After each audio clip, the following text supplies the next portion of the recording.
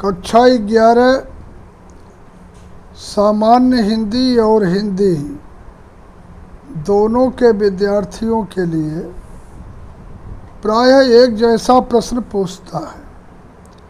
अंतर सिर्फ इतना है कि नाटक में कहानी का सारांश या नाटक का सारांश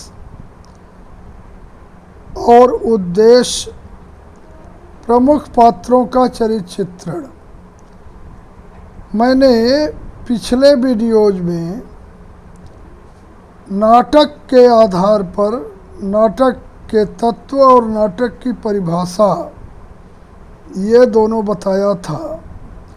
आज हम जो अपने ज़िले में निर्धारित नाटक है,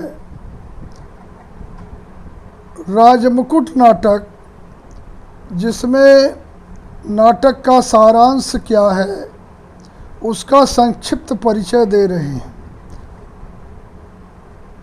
श्री व्यथित हृदय द्वारा रचित नाटक राजमुकुट एक ऐतिहासिक नाटक है। इस नाटक में महाराणा प्रताप की वीरता, बलिदान और त्याग की कथा अंकित है। कथा का आरंभ महाराणा प्रताप के राज्याभिषेक से तथा कथा का अंत महाराणा प्रताप की मृत्यु पर होता है। महाराणा प्रताप इस नाटक के नायक हैं। प्रथम अंक की कथा मेवाड़ के राणा जगमल के महल से आरंभ होती है। राणा जगमल एक विलासी और क्रूर शासक है। वह अपनी मर्यादा का निर्वाह करना भूल गया था तथा सुरा सुंदरी में डूबा रहता था। ऐसे ही समय में राष्ट्रनायक कृष्णजी चंदावत राजसभा में पहुँचते हैं तथा राणा जगमल को उसके नीच कर्मों के लिए भला बुरा कहते हैं। वे जगमल से मेवाड़ का मुकुट उचित पात्र को सौंपने के लिए आग्रह करते हैं।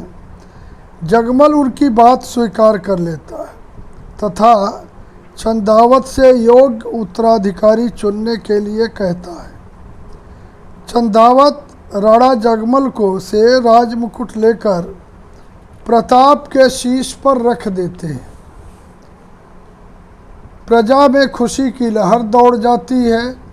प्रताप विदेशी शासक से लोहा लेने का प्रण करते हैं तथा देश की स्वतंत्रता की रक्षा का संकल्प लेते हैं। यह संकल्प नाटक की कथा को आगे बढ़ाने में सहायक है। द्वितीय अंक की शुरुआत मेवाड़ के राजा बनते ही प्रताप अपनी प्रजा के खोए हुए सम्मान की रक्षा करते हैं। वे प्रजा में वीरता का संचार करने के लिए अनेक आयोजन करते हैं। ऐसे ही एक आयोजन के अवसर पर जंगली सूअर के शिकार को लेकर प्रताप तथा उनके भाई शक्ति सिंह या शक्ति सिंह में विवाद हो जाता है। विवाद बढ़ जाने पर दोनों भाई शस्त्र निकालकर एक दूसरे से भिड़ जाते हैं। भावी अनिष्ट की आशंका या राज कुल को संकट से बचाने के लिए राजपुरोहित अपनी कटार से अपना ही प्राणांत कर लेते हैं। प्रताप शक्ति सिंह को देश से निर्वासित कर देते हैं। शक्ति सिंह अपने को अपमानित अनुभव करते हैं तथा अकबर के साथ मिल जाते हैं।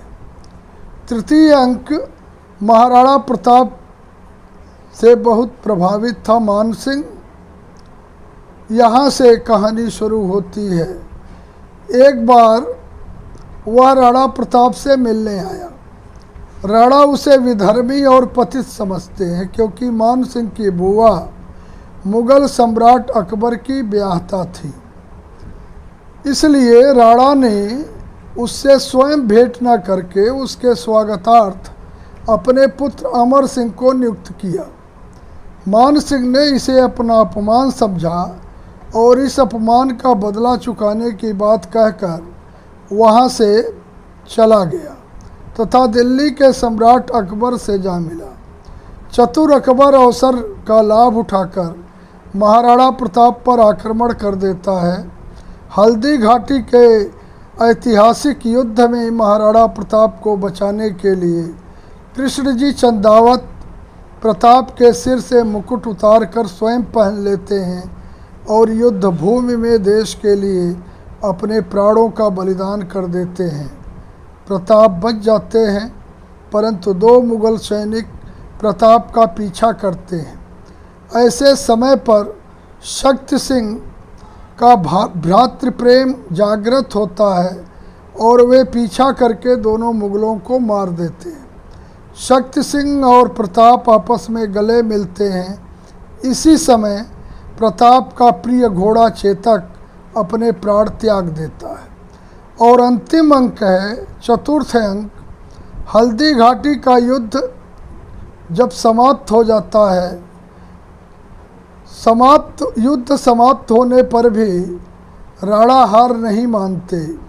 अकबर प्रताप की देशभक्त, त्याग और वीरता का लोहा मानते हैं तथा वे महाराणा प्रताप के प्रशंसक बन जाते हैं। एक दिन प्रताप के पास एक सन्यासी आता है।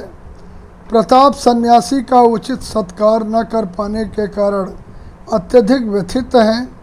इसी समय राणा की पुत्री चंपा घास की बनी रोटी लेकर आती है, जिसे एक बनबिलाव छीन कर भाग जाता है।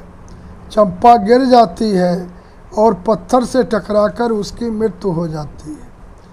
कुछ समय पश्चात छद्म सन्यासी अर्थात अकबर वहाँ आता है और कहता है,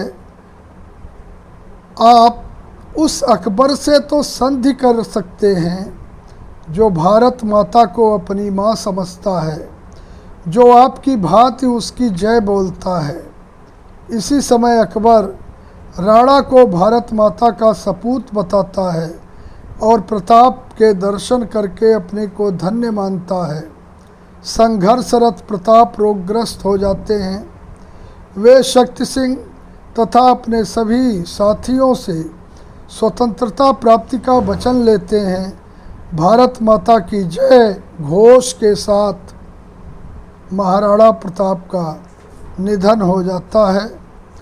राजमुकुट की कथा वास्तव में भारत के स्वर्णिम इतिहास और एक रणबांकुरे वीर की अमर कहानी है।